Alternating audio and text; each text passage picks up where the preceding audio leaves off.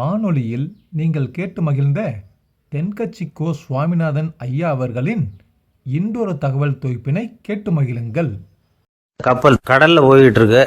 புயல், சூறாவளி, அலையெல்லாம் பெருசாக ரொம்ப உயரமாக உண்டாகுது.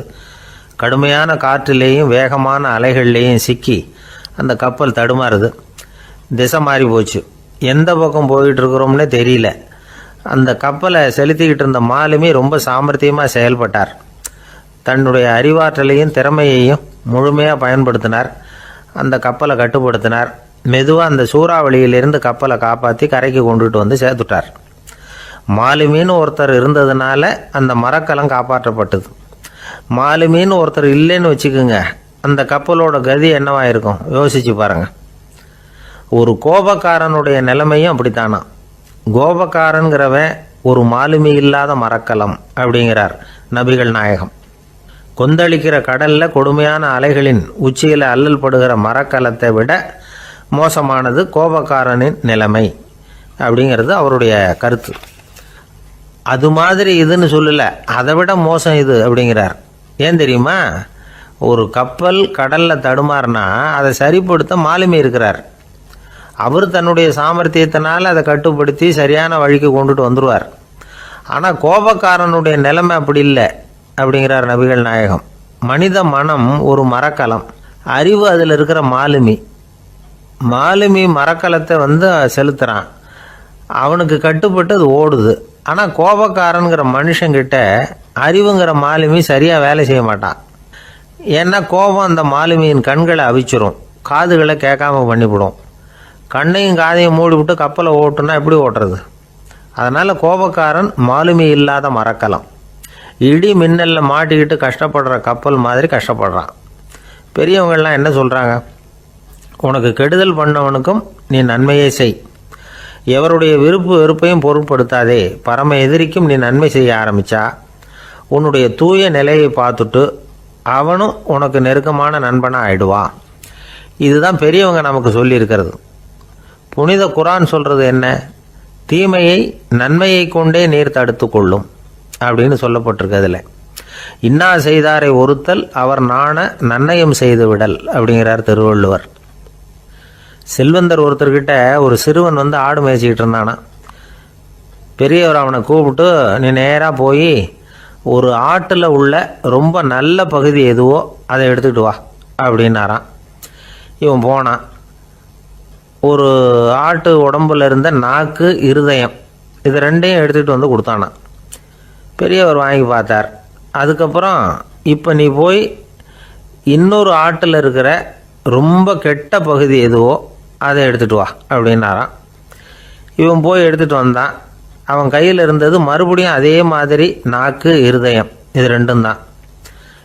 என்னது இப்பவும் அதையே கொண்டுட்டு வந்திருக்கிற அப்படின்னாரான் பெரியவர். இவன் சொன்னானா, ஒரு உடம்புல உள்ள ரொம்ப நல்ல பொருளும் இதுதான், ரொம்ப கெட்ட பொருளும் இதுதான் அப்படின்னானா. இளம் வயசில் இப்படி பதில் சொன்னவர் தான் பேரறிஞர் லுக்மானுல் ஹக்கீம் அவர்கள். கோபப்படாமல் இருந்தால் இது ரெண்டும் நல்லா வேலை செய்யும், கோபப்பட்டால் இது ரெண்டும் மோசமாக வேலை செய்யும். அதை புரிஞ்சுக்கிறதுக்காகத்தான் இன்றைக்கி இந்த தகவல். கோபம் வந்துட்டால் நாம் என்ன செய்கிறோங்கிறது நமக்கே தெரியாது. ஒருத்தர் டாக்டர்கிட்ட போனார் அவசரமாக. டாக்டர், எனக்கு இப்போ கடுமையான கோப வெறி, எனக்கு கண்ணு மண்ணு ஒன்றும் புரியல, உடனடியாக அதை கட்டுப்படுத்தணும், உடனே இதுக்கு ஏதாவது ஒரு மாத்திரை கொடுங்க ப்ளீஸ் அப்படின்னார். அந்த டாக்டரும் உடனே ஒரு மாத்திரையை கொடுத்து, இதை உடனே போடுங்க, நான் தண்ணி கொண்டுகிட்டு வரேன்னு உள்ளே போனார். தண்ணியோடு திரும்பி வந்தார். இவர் சொன்னார், டாக்டர், நீங்கள் கொடுத்த மாத்திரை ரொம்ப பெருசாக இருந்தது, இருந்தாலும் கஷ்டப்பட்டு முழுங்கிட்டேன்னார். டாக்டர் சந்தேகத்தோடு மேசையை பார்க்குறார். பார்த்தா மாத்திரை அங்கேயே இருக்குது, பேப்பர் வெயிட்டை காணலை.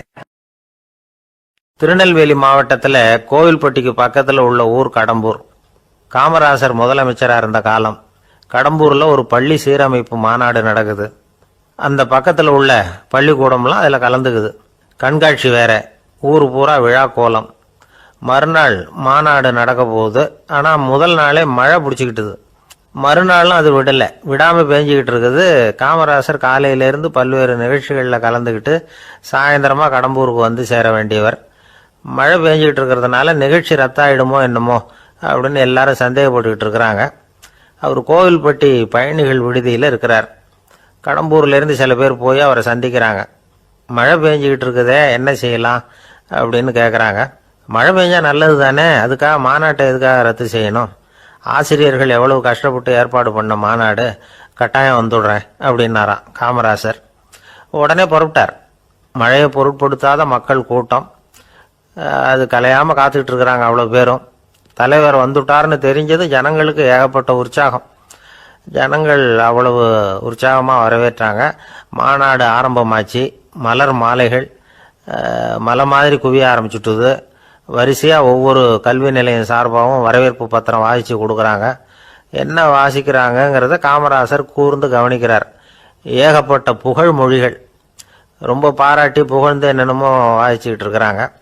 கொடை வள்ளலே, குணக்குன்றே, மலையே, கடலே, இப்படி தமிழ் மொழியில் பாராட்டுறதுக்கு எத்தனை வார்த்தைகள் உண்டோ அத்தனையும் அதில் சேர்த்துருக்குறாங்க.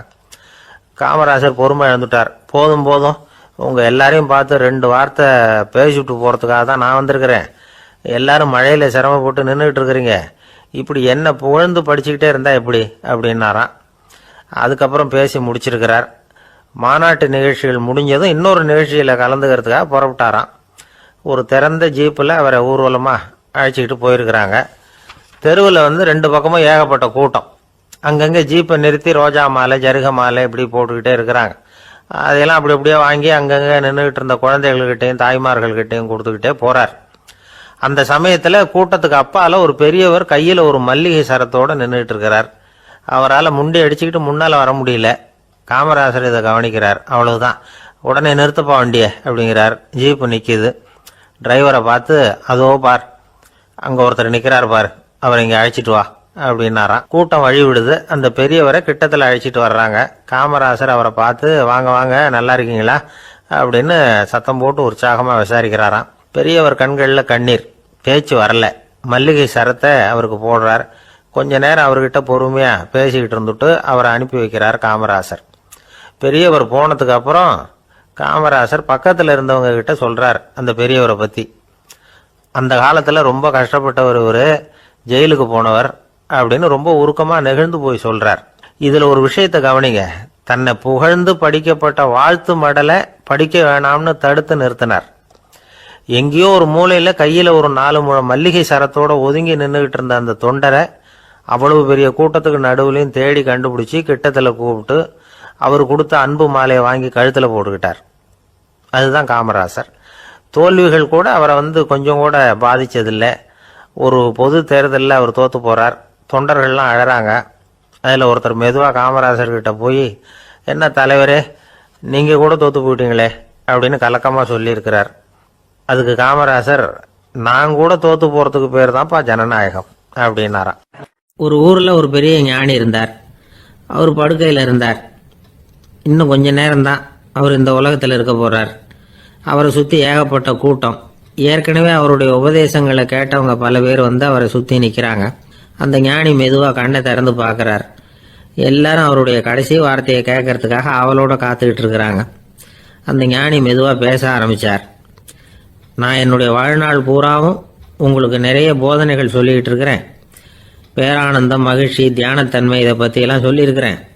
இப்போ நான் வேற ஒரு கரைக்கு போய்கிட்டு இருக்கிறேன். நான் இனிமேல் இந்த கரையில் இருக்க மாட்டேன். நீங்கள் நான் சொன்னதையெல்லாம் கேட்டீங்க, ஆனால் எதையும் நீங்கள் நடைமுறைப்படுத்தி பார்க்கல. எல்லாம் கேட்டதோடு சரி, அதோடு விட்டுவிட்டீங்க. அப்புறம் அதை தள்ளி போட்டுக்கிட்டே வந்துட்டீங்க. மேலும் அதை தள்ளி போடுறதுல எந்த பிரயோஜனமும் கிடையாது. இப்போ நான் போய்கிட்டு இருக்கிறேன். உங்களில் யாராவது என்னோட வர்றதுக்கு தயாரா அப்படின்னு கேட்டார். அவ்வளவுதான், யாரும் வாயை திறக்கலை. ஒரே மௌனம், சத்தமே இல்லை. ஒருத்தர் பார்த்துக்கிட்டே நிற்கிறாங்க. அந்த கூட்டத்தில் ஒரு ஆள் அந்த ஞானி கூடவே 40 வருஷத்துக்கு மேலே இருந்திருக்கிறான். அவனும் வாயை திறக்காமல் இன்னொருத்தன் முகத்தை பார்த்துக்கிட்டே நிற்கிறான். இந்த சமயத்தில் பின்னாடி நின்றுக்கிட்டு இருந்த ஒருத்தன் கையை தூக்கினான். ஞானி அவனை பார்த்தார். சரி, ஒருத்தனுக்காவது நம்மோட வர்றதுக்கு தைரியம் இருக்குது அப்படின்னு நினச்சார். ஆனால் அந்த ஆள் என்ன சொன்னான் தெரியுமா? ஐயா, நீங்கள் கேட்குறப்போ நான் உடனே எழுந்திருக்கல, கையை மட்டும்தான் தூக்கினேன். என்ன காரணம்னா, நான் எப்படி அடுத்த கரைக்கு சேர்றதுங்கிறது தெரிஞ்சுக்கிறதுக்காக தான். அந்த விவரத்தை மட்டும் இப்போ உங்ககிட்ட இருந்து நான் தெரிஞ்சுக்க ஆசைப்படுறேன். ஏன்னா இப்போ நான் உங்கள் கூட வர்றதுக்கு தயாராக இல்லை. எவ்வளவோ காரியங்களை நான் இன்னும் இங்கே முடிக்க வேண்டியிருக்குது. வீட்டுக்கு ஒரு விருந்தினர் வந்திருக்கிறார். என்னுடைய இளைய மகனுக்கு கல்யாணம் பண்ணி வைக்கணும். அதனால் இன்றைக்கி உங்கள் கூட வர முடியாது. அது மட்டும் இல்லை, இப்போ உங்கள் கூட அடுத்த கரைக்கு வந்தால் திரும்பி வர முடியாதுன்னு வேறு சொல்கிறீங்க. அதனால் இப்போ நான் வரல. இன்னொரு நாள் நிச்சயமாக நான் வர்றேங்க, வந்து உங்களை சந்திக்கிறேன். அதனால் இப்போ நீங்கள் இன்னொரு தடவை எங்களுக்கு விளக்கமாக சொல்லணும். ஏற்கனவே பல தடவை சொல்லியிருக்கிறீங்க. தயவு பண்ணி இப்போ ஒரு தடவை சொன்னீங்கன்னா சௌகரியமாக இருக்கும். அந்த அடுத்த கரையை அடையிறது எப்படி, இப்போ ஒரு தடவை அதை விளக்கமாக சொல்லிட்டீங்கன்னா நல்லா ஞாபகப்படுத்திக்குவேன். அது சரியான சமயம் வர்றப்போ இது எனக்கு உதவியாக இருக்கும் அப்படின்னு நானா. ஆனால் உண்மை என்ன தெரியுமா, அந்த சரியான சமயம் வரவே இல்லை அப்படிங்கிறது தான் உண்மை. இப்படி அந்த கதை முடியும். இந்த கதை அந்த ஒரு ஆளுக்கு மட்டும் இல்லை, கிட்டத்தட்ட எல்லாருக்குமே அது பொருந்தும் அப்படிங்கிறாங்க விவரம் தெரிஞ்சவங்க. எல்லாருமே அந்த சரியான தருணத்துக்காக தான் காத்துக்கிட்டு இருக்கிறாங்களாம். அதுக்காக ஜோசியம் பார்க்குறாங்க, கைரேகை பார்க்குறாங்க, நாளைக்கு என்ன நடக்குங்கிற ஆவலில் எல்லாரும் காத்துக்கிட்டு இருக்கிறாங்க. ஆனால் அந்த ஒரு நாள் ஒருபோதும் வரப்போகிறதில்ல.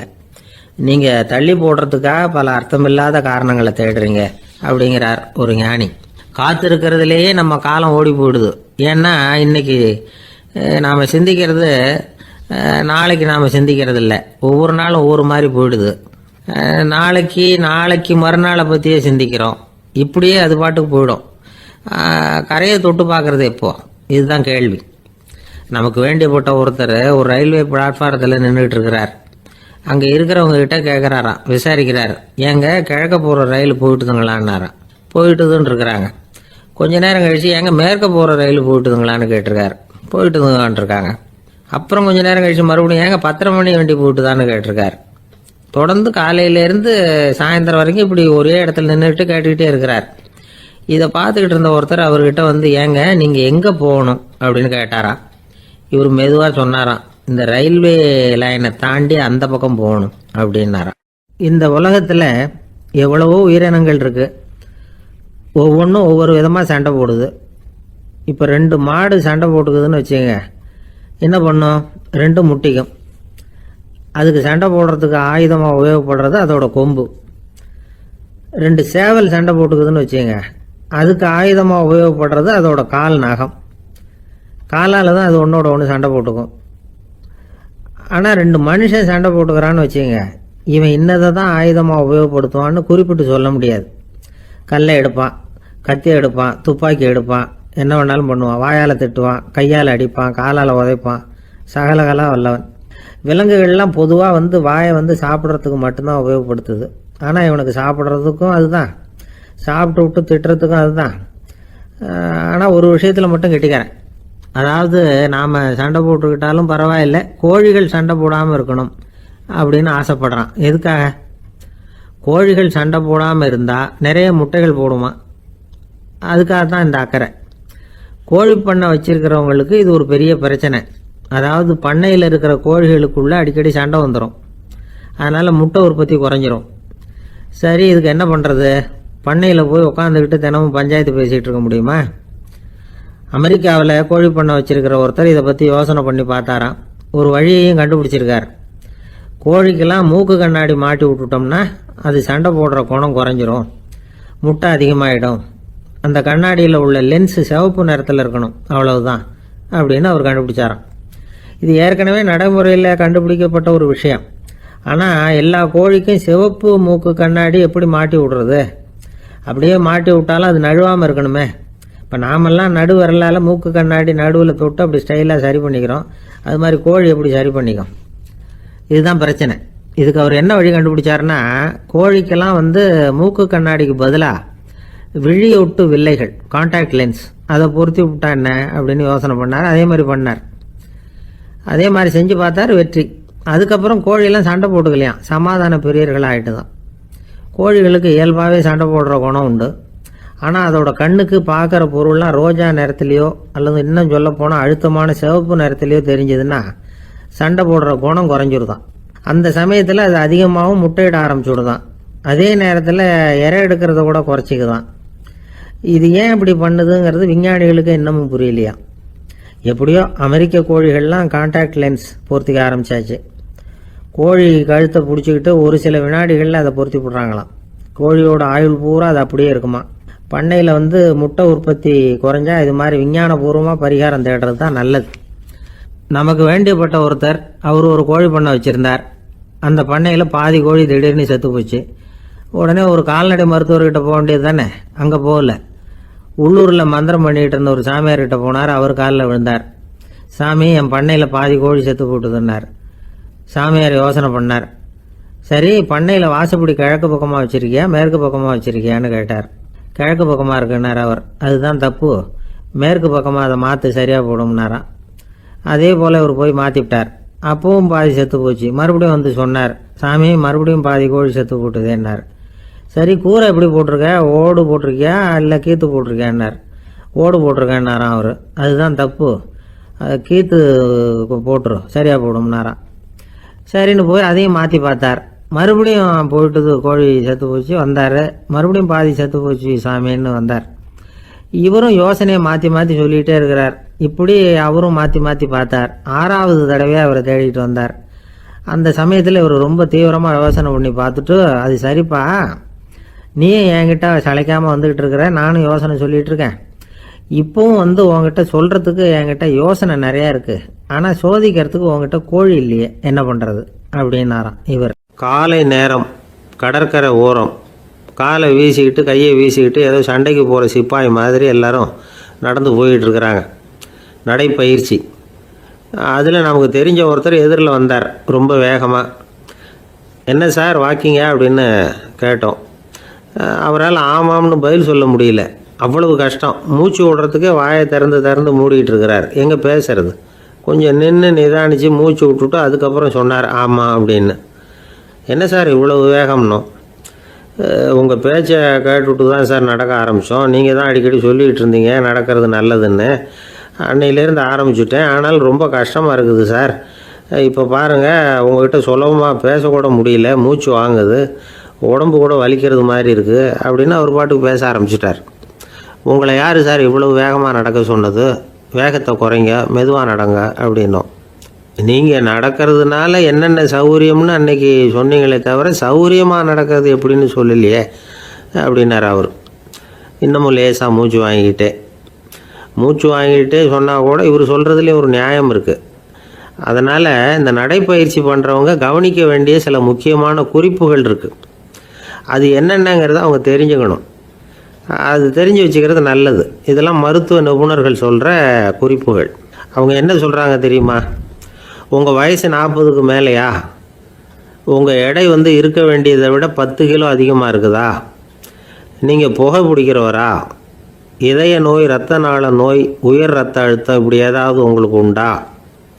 அப்படின்னா நீங்கள் உங்கள் இஷ்டத்துக்கு வரிஞ்சு கட்டிக்கிட்டு நடைப்பயிற்சி பண்ண ஆரம்பிச்சிடாதீங்க. முதல்ல ஒரு மருத்துவ பரிசோதனை பண்ணிக்கோங்க, அதுதான் நல்லது அப்படின்னு அவங்க சொல்கிறாங்க. நடக்கிறப்போ, உடற்பயிற்சி செய்கிறப்போ மார்பு பகுதியில் அல்லது வேறு எங்கேயாவது தொடர்ந்து வலி இருந்ததுன்னா பயிற்சியை நிறுத்தி விட்டு டாக்டரை போய் பார்க்கணும். நடைப்பயிற்சி பண்ணுறப்போ உங்கள் சக்திக்கு தகுந்த மாதிரி மெதுவாக அதிக கஷ்டம் இல்லாமல் முன்னேறலாம். அங்கே என்ன போட்டியாக வைக்கிறாங்க? முந்திக்கிட்டு போய் என்ன பண்ண போகிறோம்? பரிசாக வாங்க போகிறோம். அதனால் நிதானம் அவசியம் அப்படிங்கிறது அவங்க ஆலோசனை.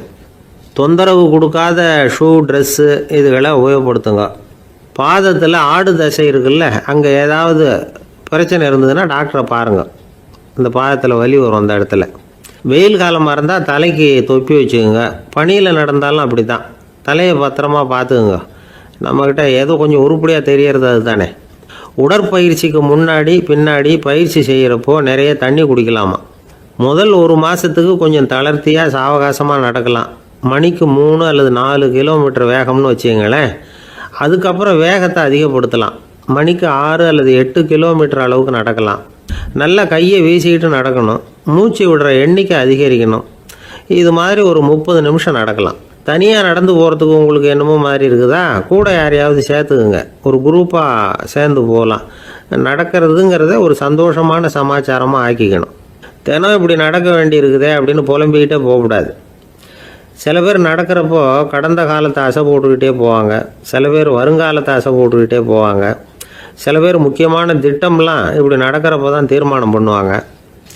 நடக்கிறதுனால மன இறுக்கம் குறையுது, பரபரப்பு குறையுது, மன ஆற்றல் பெருகுது, தன்னம்பிக்கை வளருது, முதுமை வந்து தள்ளி போகுது, செயல்திறன் அதிகரிக்குது. இதை தவிர உடம்புக்கும் பல விதமான சௌகரியங்கள் ஏற்படுது. அதனால் இது வரைக்கும் நடக்க ஆரம்பிக்காதவங்க இனிமேல் இந்த குறிப்புகளை கவனத்தில் வச்சுக்கிட்டு நடக்க ஆரம்பிச்சுடலாம். சார்லஸ் லேம்ப் அப்படின்னு ஆங்கில இலக்கிய மேதை ஒருத்தர், அவர் ஒரு தரம் உடம்பு சரியில்லைன்னு டாக்டர்கிட்ட போனாராம். டாக்டர் அவரை பார்த்துட்டு, நீங்கள் தினமும் காலையில் வெறும் வயத்தில் நடக்கணும் அப்படின்னாராம். வெறும் வயத்தில் நடக்கிறதுக்கு நான் தயார், ஆனால் வயிறு கிடைக்கணுமே சார், யார் வயத்து மேலே நடக்கிறது டாக்டர் அப்படின்னு கேட்டாராம் இவர். ஒரு சீன தேசத்து அரசர் இருந்தார். அவருக்கு வயசாயிட்டுது. அவருக்கு அடுத்தபடியாக அவருடைய புள்ள பட்டத்துக்கு வரணும், ஆட்சி பொறுப்பை ஏற்றுக்கணும். ஒரு நல்ல தலைவனுக்கு இருக்க வேண்டிய பண்புகள்லாம் தன்னுடைய மகனுக்கு இருக்கணும்னு விரும்பினார் அந்த அரசர். அதனால் இளவரசனை பக்கத்தில் இருந்த ஒரு குரு கிட்ட அனுப்புனார். இளவரசன் அவர்கிட்ட போய் சேர்ந்தான். அந்த குரு என்ன பண்ணார் தெரியுமா? இவனை பார்த்து சொன்னார், இதை பாருப்பா, நீ என்ன பண்ணுற, இப்போவே பக்கத்தில் இருக்கிற காட்டுக்கு போ, நடுக்காட்டில் போய் ஒரு இடத்துல உட்காந்துக்கோ, அங்கே என்னென்ன சத்தம்லாம் உன் காதில் விழுதுன்னு கவனித்து கேளு, உன் காதில் விழுந்த ஓசைகள் என்னென்னங்கிறத என்கிட்ட வந்து சொல்லு, அதுதான் எனக்கு தெரியணும், உனக்கு வேலையும் அதுதான் அப்படின்னு சொல்லி அனுப்பி வச்சுட்டார். இளவரசன் காட்டுக்கு போனான். குரு சொன்னபடியே ஒரு இடத்துல உட்காந்து கவனித்து கேட்டான். அதுக்கப்புறம் குருக்கிட்ட திரும்பி வந்தான். என்னென்ன சத்தம்லாம் கேட்ட அப்படின்னு கேட்டார் குரு. குருவே, காட்டில் நான் பறவைகள் சத்தம்லாம் கேட்டேன், மிருகங்களின் ஓசையையும் கேட்டேன், இதை தவிர இடி மின்னல் மழை இதுகளோட சத்தத்தையும் கேட்டேன் அப்படின்னா. குரு யோசனை பண்ணார், நீ இன்னமும் சரியாக கேட்கல, அதனால் மறுபடியும் காட்டுக்கு போ, கொஞ்ச நாள் தங்கியிருந்து கேட்டுட்டு வா அப்படின்னார். இளவரசனுக்கு ஒன்றும் புரியல. இருந்தாலும் குருவின் கட்டளையாச்சே, மறுக்க முடியுமா? உடனே அவன் மறுபடியும் காட்டுக்கு போனான். ஒரு இடத்துல உட்காந்தான். கொஞ்ச நேரம் உன்னிப்பாக கவனித்து கேட்டான். சில நாள் கழித்து குருக்கிட்ட திரும்பி வந்தான். குருவே, இந்த தடவை சில துல்லியமான சத்தங்களை எல்லாம் கேட்டேன். தேனி பறக்கிற சத்தம், நீரோடையின் மெல்லிய ஓசை, இதெல்லாம் கேட்டேன்னா. குரு சிரிச்சார். நீ மறுபடியும் காட்டுக்கு போ, இன்னும் சில நாள் அங்கே இரு, முழுமையாக கவனமாக கேட்டுக்கிட்டு வா அப்படின்னு சொல்லி அனுப்பி வச்சுட்டார். இளவரசனுக்கு குழப்பம் அதிகமாயிட்டுது. ஒன்றுமே புரியல. மறுபடியும் காட்டுக்கு போனான். மௌனமாக ஒரு இடத்துல உட்காந்துட்டான். அப்படியே தியானத்தில் ஆழ்ந்துட்டான். சில நாளில் அவனுக்கு இதுவரை கேட்காத ஓசைகள்லாம் கேட்க ஆரம்பிச்சிட்டுது. இதைத்தான் நான் கேட்கணும்னு என்னுடைய குரு எதிர்பார்த்துருக்கிறாருங்கிறத புரிஞ்சுக்கிட்டான். உடனே குரு கிட்ட ஓடனான். குருவே, இந்த தடவை காதுகளுக்கு கேட்க முடியாத சில ஓசைகளை கூட என்னால் உணர முடிஞ்சுது. பூ மலருகிற ஓசை, சூரியனால் பூமி சூடாகிறப்போ எழுகிற ஓசை, காலை பனித்துளி இந்த புல்லுலாம் குடிக்கிற ஓசை, இது எல்லாம் என்னால் நல்லா கேட்க முடிஞ்சுது அப்படின்னா. குருவுக்கு இப்போ தான் திருப்தி ஏற்பட்டு தான். இளவரசனை பார்த்து சொன்னார், இதை பாருப்பா, இப்போ தான் நாட்டை ஆளுகிற தகுதி உனக்கு வந்திருக்குது அப்படின்னு சொல்லி அதுக்கு விளக்கமும் கொடுத்தாராம். எந்த அரசன் தன்னுடைய மக்களின் எதையும் பேசுகிற மௌன மொழியை, மௌன வார்த்தைகளை கேட்குறானோ அவன் தான் ஆள தகுதி உள்ளவன். எந்த அரசன் தன்னுடைய மக்களின் உணர்ச்சிகளை உண்மையாக உணர்றானோ அவன் தான் முதன்மையான அரசன். போலி வார்த்தைகளை மட்டும் கேட்டுட்டு பல மௌன ராகங்களை காதில் வாங்கிக்காதவன் அரசனே இல்லை. எந்த நாட்டில் எப்போ ஒரு அரசன் தன்னுடைய மக்களின் உணர்ச்சிகளை கேட்க மறுக்கிறானோ அன்னையிலிருந்தே அந்த நாடு அழிய தொடங்குது அப்படின்னு அர்த்தம். இதுதான் அந்த குரு இளவரசனுக்கு போதிச்சது. வாயால் பேசுறத மட்டும் கேட்டு ஏமாறக்கூடாது, உணர்ச்சிகளையும் கேட்கறதுல தான் மனப்பக்குவம் உண்டாகும். மக்கள் உணர்ச்சிகளை புரிந்து கொள்ளாத அரசர்கள் நீடிச்சிருக்க முடியாது.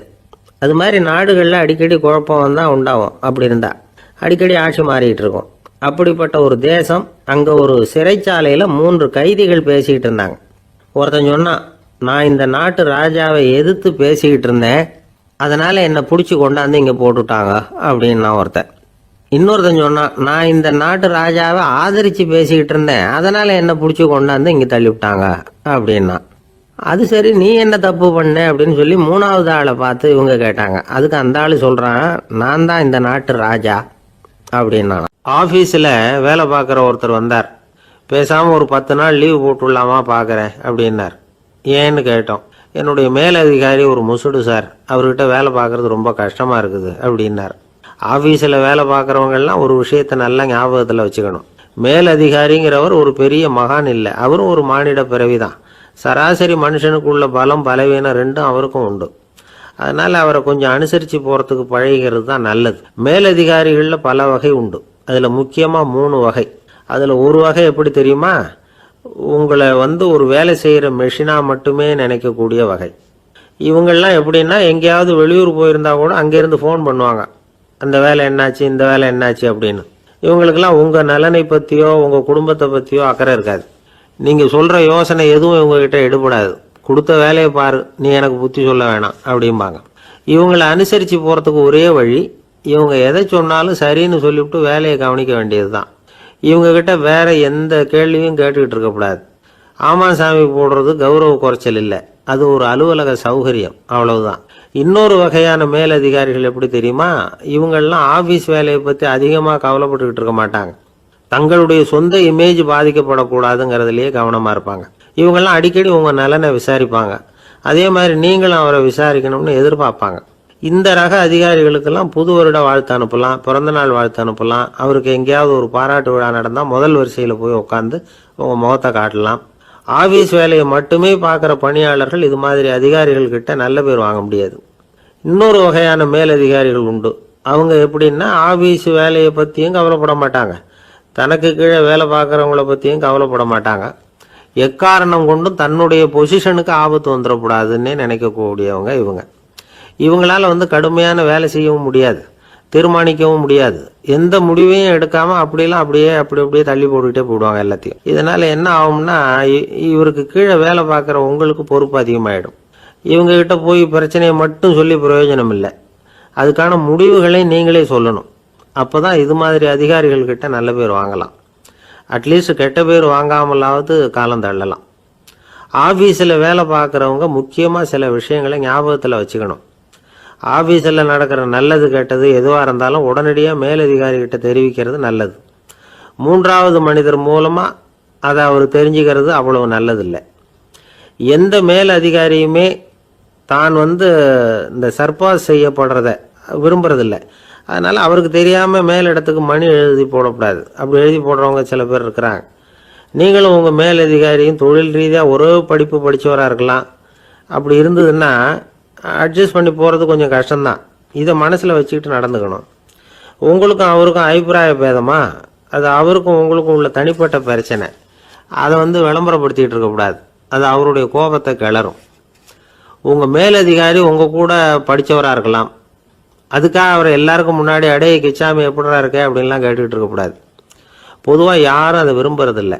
இவ்வளவையும் உங்கள் மனசில் வச்சுக்கிட்டு கொஞ்சம் சாமர்த்தியமாக நடந்துக்கிட்டீங்கன்னா ஆஃபீஸ் உங்களுக்கு அவஸ்தையாக இருக்காது, ஆனந்தமாக இருக்கும். ஒரு மேலதிகாரி தன்கிட்ட வேலை பார்க்குற ஒருத்தரை பற்றி ரொம்ப பெருமையாக சொன்னாராம். எங்கள் ஆஃபீஸில் எவ்வளவோ பேர் வேலை பார்க்குறாங்க, எல்லாரும் தினமும் ஏதாவது பிரச்சனைகளை சொல்லிகிட்டு இருப்பாங்க. ஆனால் இவர் ஒருத்தர் மட்டும்தான் இது வரைக்கும் என்கிட்ட எந்த பிரச்சனையும் சொன்னதே இல்லை. அவர் பாட்டுக்கு வருவார், வேலை பார்ப்பார், போயிடுவார் அப்படின்னாராம். நான் உடனே அவ்வளவு பெருமைக்குரிய அந்த ஊழியரை பார்த்து கேட்டேன், ஏன்பா உன்னுடைய மேலதிகாரிகிட்ட நீ எந்த பிரச்சனையும் கொண்டுகிட்டு போகிறதே இல்லையாமே அப்படின்னு கேட்டேன். அதுக்கு அவர் சொல்கிறாரு, ஆமாங்க, அது ஏன்னா அவரால் எந்த பிரச்சனையுமே தீர்க்க முடியாதுங்கிறது எனக்கு நல்லா தெரியும், அதனால் அப்படி செய்கிறேன், வேற ஒன்றும் இல்லை அப்படின்னார் ரொம்ப பொறுமையாக. ஒருத்தர் சிகரெட்டும் கையுமா வந்தார். சார், இந்த புகைப்பிடிக்கிற பழக்கத்தை நிறுத்தி போடணும்னு தான் பார்க்குறேன், முடியலன்னார். புகைப்பிடிக்கிறத நிறுத்துறது ரொம்ப சுலபம் சார் அப்படின்னார் இன்னொருத்தர். எப்படி சொல்கிறீங்கன்னு கேட்டார் அவர்.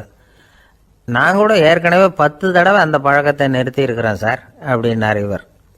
இதுலேருந்து என்ன தெரியுது? புகைப்பழக்கத்தை திடீர்னு விட்டு விடுறதுங்கிறது ரொம்ப கஷ்டம்னு தெரியுது. இருந்தாலும் இது சம்பந்தமான ஆராய்ச்சி, அனுபவம், இது ரெண்டையும் அடிப்படையாக வச்சு சில வழிமுறைகளை சொல்கிறாங்க.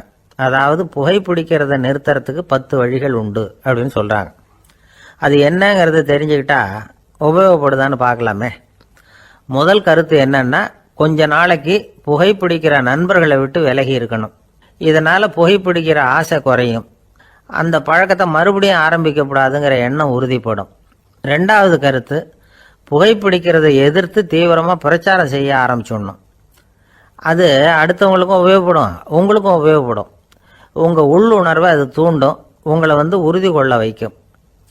மூன்றாவது கருத்து என்னன்னா, தினமும் 2 தடவை குளிக்கணும். எப்படி தெரியுமா? முதல்ல வெது வெதுப்பான தண்ணீர், அப்புறம் குளிர்ந்த தண்ணீர், இப்படி மாறி மாறி குளிக்கணுமா. நாலாவது கருத்து, உடற்பயிற்சிகள் செய்யணும். மூச்சு வாங்குற மாதிரியான பயிற்சிகள் ரொம்ப நல்லதான். பிராணாயாமம் அப்படிங்கிற மூச்சு பயிற்சி ரொம்ப நல்லதுங்கிறாங்க. அப்புறம் 5வது கருத்து, சாப்பாடு மிதமாக இருக்கணும், சீராக இருக்கணும். பச்சை காய்கறிகள், பழங்கள் சாப்பாட்டில் சேர்த்துக்கலாம். அடிக்கடி கொஞ்சம் கொஞ்சமாக சாப்பிட்டு ரத்தத்தில் சர்க்கரையின் அளவை பராமரிக்கணும். இது நரம்புகளை அமைதிப்படுத்தும். 6வது கருத்து என்னன்னா, ரொம்ப நேரம் பசியோடு இருக்கக்கூடாது.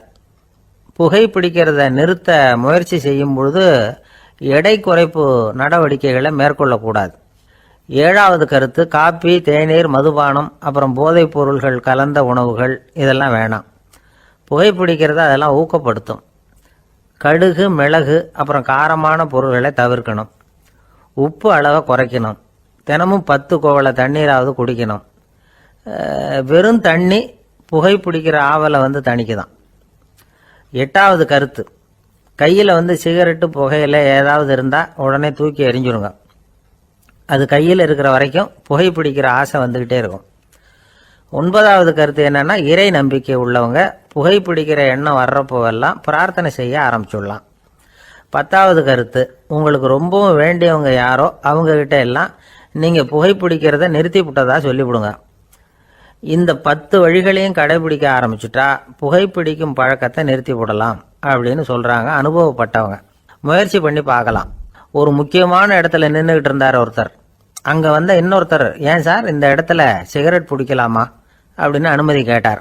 இந்த இடத்துல சிகரெட் பிடிக்கக்கூடாதுங்க அப்படின்னாரு இவர். நீங்கள் இப்படி சொல்கிறீங்க, ஆனால் இந்த இடத்துல கீழே நிறைய சிகரெட் துண்டுகள் கிடக்குதே, அவங்கெல்லாம் யார்? அவங்கெல்லாம் உங்கள் மாதிரி என்கிட்ட அனுமதி கேட்காதவங்க அப்படின்னாராம் இவர்.